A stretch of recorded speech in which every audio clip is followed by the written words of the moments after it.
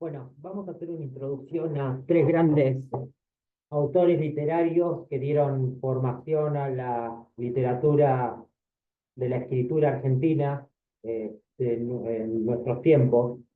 Uno de esos tres grandes, uno es Borges, otro es Cortázar y otro es Roberto A. Cada uno se distinguió en su forma literaria de una forma muy distinta. Cada uno en sus expresiones literarias marcaron el rumbo de lo que es la literatura argentina en la Argentina. Vamos a mencionar que de estos tres grandes autores de la literatura argentina, uno sin duda es Borges, Cortázar y otro es Roberto Alves. Cada uno marcó dentro de su escritura y la literatura una forma de pensar y una forma de cómo se reescribió la literatura. Ellos, sin más preámbulos, me dispongo a hacer dar una breve explicación, quién fue cada uno y un poco de sus obras literarias. José Luis Borges tuvo 5 obras esenciales en su carrera literaria. Al menos tres, tuvo tres con mayor proyección internacional.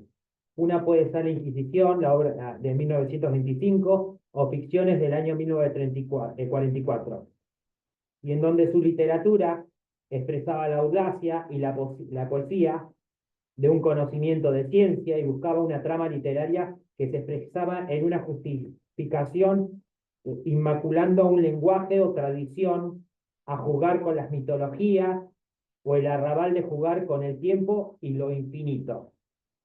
Por otro lado, Julio Cortázar era hijo de padres emigrantes, daba en sus relatos, es un novelista, influenciado por pequeños poemas de Edgar Allan Poe, empezó a leerlos, y ahí es cuando empezó él a realizar cuentos en español.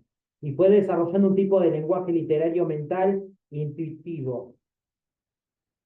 Lo que tiene José Luis Borges, que siempre se inmaculó por una autocrítica bastante muy grande. Y tenía una amplia admiración por José Luis Borges, que no cabe mencionar que fue un mentor para Julio Cortázar, José Luis Borges.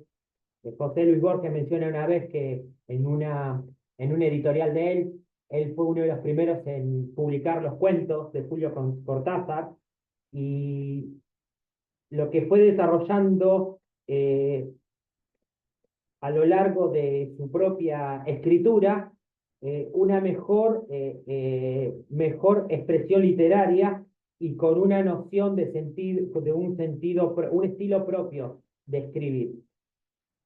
Roberto Alt también era hijo de inmigrantes, pero tenía una influencia muy distinta, una formación distinta a la que tenía Cortázar y Borges. Borges y Cortázar se formaron en un ámbito universitario. Borges viajó mucho a Europa, se formó con la literatura italiana, la literatura francesa, y es por eso la literatura de Borges es muy difícil de explicarla y tiene un formato más sentido poético.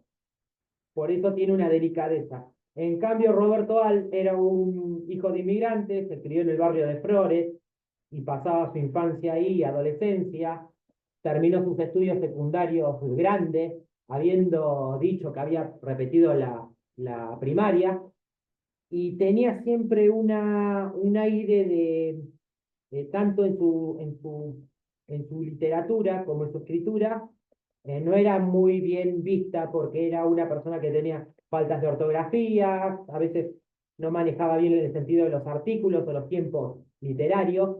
Entonces es como que estuvo desprestigiado desde una marginalidad. Pero como fue al principio periodista, después de su adolescencia, él siempre tenía un toque rebelde dentro de sus novelas. La novela, digamos, que marcó un hito fue El juguete rabioso de Roberto Alt. En el siglo XX se abre a una literatura argentina más ninguneada hacia, y va sacando la solidez y un drama del realismo en la literatura que se expresaba en la marginalidad o la protesta que estaba sumergida en la situación económica la Argentina. también era un sentido, estaba en contra, por ejemplo, del mundo burgués o del mundo moderno en su trama, hace una separación entre una cultura social o una cultura marginal o del lunfardo que se expresa en las calles y y una cultura y otra cultura social que era más llevada a una alta sociedad, digamos. Era como que Borges estaba dirigido hacia un sentido de hacia un público que era más intelectual o que con más poder adquisitivo. En tanto, Roberto Alt, su literatura estaba guiada por expresiones hacia la gente trabajadora o hacia la gente no tan intelectual, digamos, en ese sentido. Vivieron en una época entre los años 1920 y 1930, ocurrió una gran depresión económica y se puede observar que dentro de sus escrituras o sus narrativas literarias está influenciado, es el salir, el salir hacia ver cómo está, hacia el progreso. Bueno, vamos a ver dentro de todo unos videos para, para ver.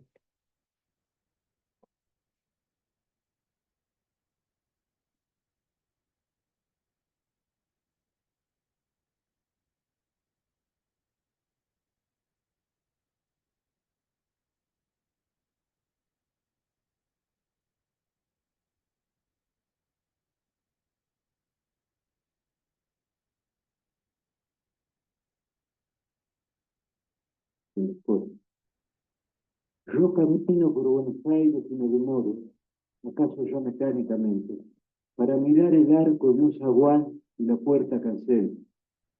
De Borges tengo noticias por el correo y veo su nombre en una terna de profesor o en un diccionario geográfico.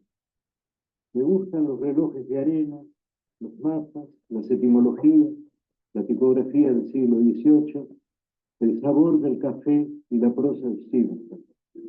El otro comparte sus preferencias por un modo vanidoso, que las convierte en atributos de un actor. Sería exagerado afirmar que nuestras relaciones así. Yo vivo, yo me dejo vivir para que Borges pueda tramar su literatura. Y esa literatura me justifica. Nada me cuesta confesar que he logrado ciertas páginas válidas. Pero esas páginas no me pueden salvar.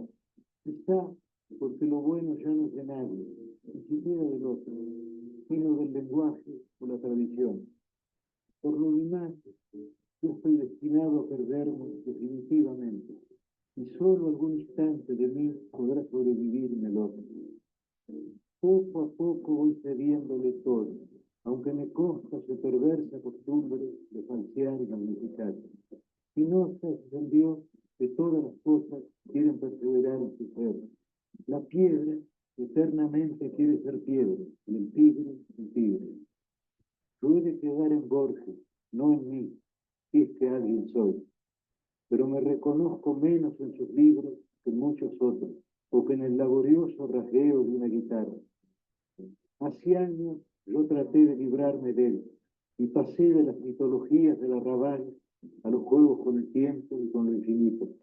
Pero esos juegos son de Borges ahora, y tendré que idear otras cosas. Así, mi vida es una fuga, y todo lo pierdo, y todo es del olvido o del otro. No sé cuál de los dos escribe esta página.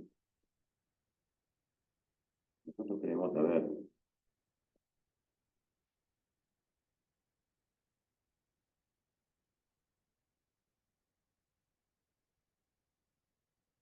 Ahora vamos a ver entrevista a Julio Cortázar.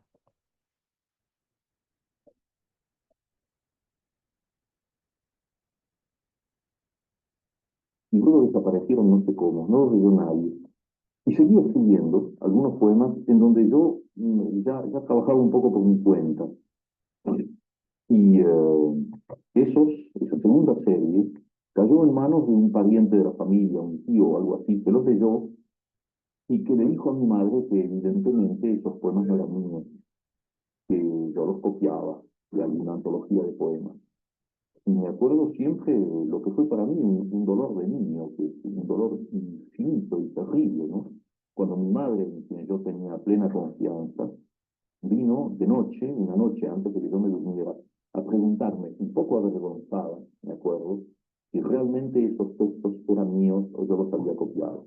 Ahora, el hecho de que mi madre pudiera dudar de mí, yo se los había dado diciéndole que eran míos, que pudiera dudar de mí, fue uno de esos, es como la revelación de la muerte, ¿sabes? Esos primeros golpes que te marcan para siempre. Descubrí que todo era relativo, que todo era precario, y había que vivir en un mundo que no era este mundo de total confianza y de inocencia, ¿no? Fue uno de tus primeros dolores como escritor. Sí, ese y el descubrimiento de la muerte, que también fue muy temprano. Sí.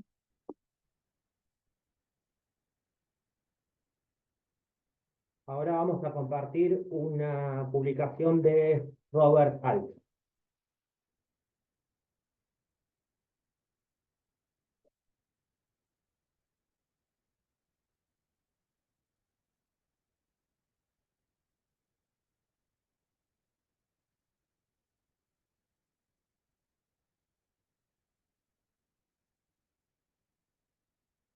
Bloque, hablamos de la farsa de los ausentes.